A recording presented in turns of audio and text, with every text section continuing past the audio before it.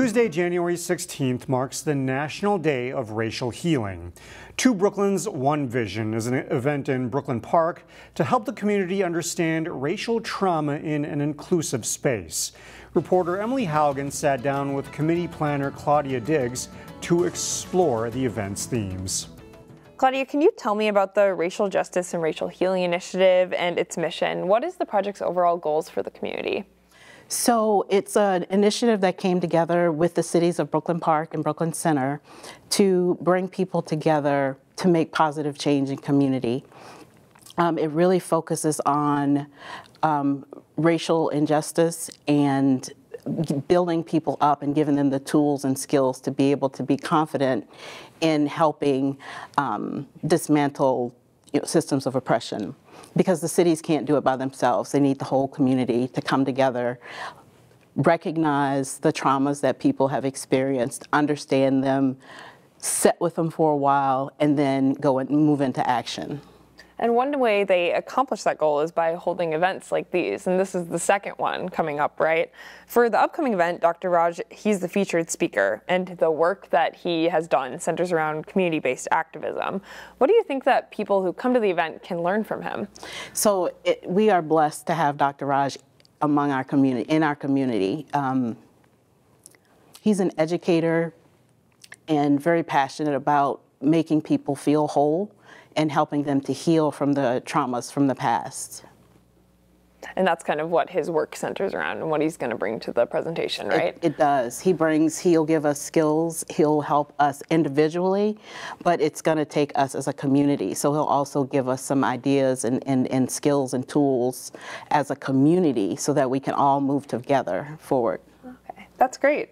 So the event is fittingly being held on the National Day of Racial Healing, right? That's January 16th. It is. Why should people come out to acknowledge that day and learn from him on that day? So everyone should come.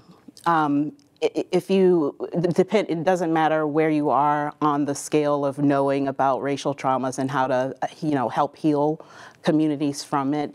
Everyone should come because I think there's power in numbers. The more people that have a certain or same skill set, they can come together and build on that and help move the community forward as a whole.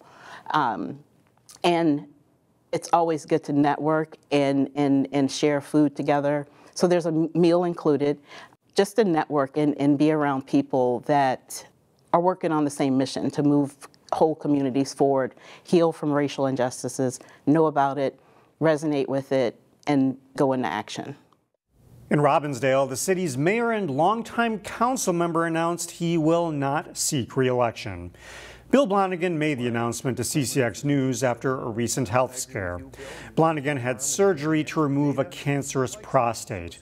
He says the good news is doctors caught it early. As for not seeking re-election, Blonigan has served in a city council role for more than 40 years. He says it's a good time to move on. If I could just be there 4 more years, at the end of that time period, there'd still be things I wish I could get done. So it's time to move on. Blonigan's term as mayor runs through the end of this year. Opening January 18th in Robbinsdale, a business that the owner says was years in the making. As Corey Bork reports, Johnnie Mae's Lounge started with a dream and a promise to the owner's mother. It took a lot of getting it together. Just days from a grand opening. Here you have your bar area. Andre Bell is on the verge of living out a dream. We got a stage where we'll be doing live entertainment. We have a dance floor where you can be able to get your boogie on. Bell is the owner of Johnnie Mae's Lounge. We wanted a place where you can actually come out with your family. You can come out on a date. Food, alcohol, fun, and play.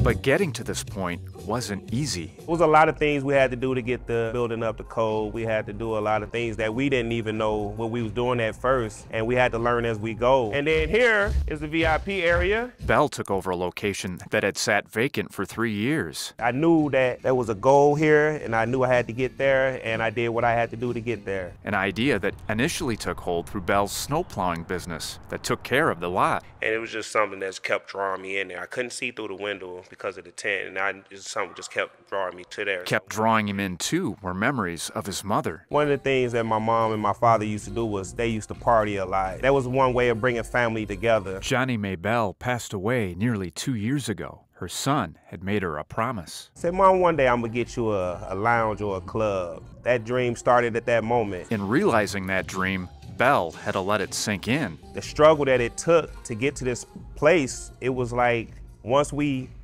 got the okay for everything and all the money was there, I just cried. It was very emotional for me. His mother would be proud. We just want to be able to offer something for the community, another place to come to and have fun and feel like family. As the song is on. In Robbinsdale, Corey Bork, CCX News. Johnnie Mae's Lounge will serve food and offer a variety of entertainment, including live comedy and karaoke. It will open January 18th, which would have been Bell's mother's birthday.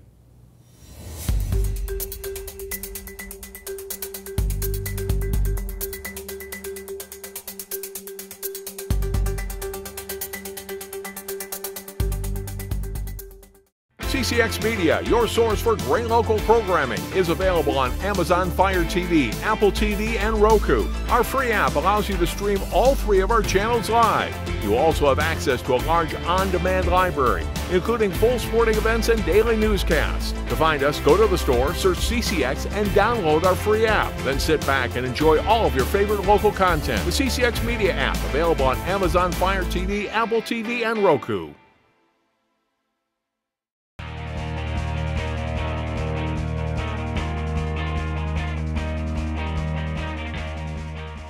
The Maple Grove girls basketball team is one of the top teams in the area, and they're hungry to return to the state tournament for the first time since 2019. In this week's CCX Sports Spotlight, Jay Wilcox profiles Crimson standout Jordan Odie. Despite having to replace some key players from last season's 24-win team, Jordan Odie and the Maple Grove girls basketball team entered Friday night with a 9-2 record. Honestly, I'm not surprised. I knew we had it in us. I'm honestly just taking it one game at a time, so I didn't really think ahead too much. But I knew we had it in us, and I know we're going to have hopefully a big run here, and then in sections, and then even in state. Odie's still a junior, but it's her 4th year as a varsity regular for the Crimson. She's highly respected and liked within the program. She's so fun to have as a teammate. She came up with me her 8th grade year, my freshman year, so we've been playing together for so long. She's a really fun person to play with, good at creating her shots and creating shots for others, so it's super fun to play with her. Jordan's an amazing player. She's a great teammate, she's a great leader. She's the first kid into the gym, she's the last kid out of the gym. She works hard, she wins every single sprint we run, she wins it. Nobody's going to ever question Jordan Odie's work ethic, and as a coach, that's all you can ask for. Odie's averaging just over 20 points per game. She's a key scorer for the Crimson, but is having a good overall season beyond just point totals. I feel great about it. It's mostly all because of my teammates, just because of the work we put in the offseason and in the summer. We have so many threats offensively, so it makes it easy for me to get my baskets, as well as kick the open shooters. She makes that extra pass. I think she really believes in and trusts her teammates, which is great, and which is why we're having some of the success that we're having and getting the open shots that we're getting. She gets a lot of attention. She knows that. And I don't think she's forcing stuff this year. I think she's moving the ball a lot, and you've really seen her growth as a player. Jordan's been a part of the Crimson program for a long time and looked up to older players as she was coming up through the system, a couple in particular. Kylie Baronic and Jordan Lamker were 2 of my favorites growing up. I saw them at all the kids' camps, and they were just my favorite players growing up, and to get to play with them my last year was just amazing when I was an 8th grader. As she's gotten older, Odie's added things to her game, too. Every year, I've kind of just set new goals for myself. Specifically in the mid-range, I've really developed that a lot. In 8th grade year, I wasn't shooting any mid-range, and having that now has been a huge tool for me. As well as my passing abilities has been huge. And then 1,000 points, I got that just this year, but that was a goal that I set for myself as well.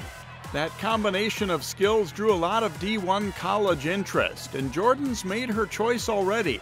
Michigan State University. So they were actually one of the last schools to recruit me, and as soon as I talked to Coach Cameron, was the first coach that I talked to. She's an assistant.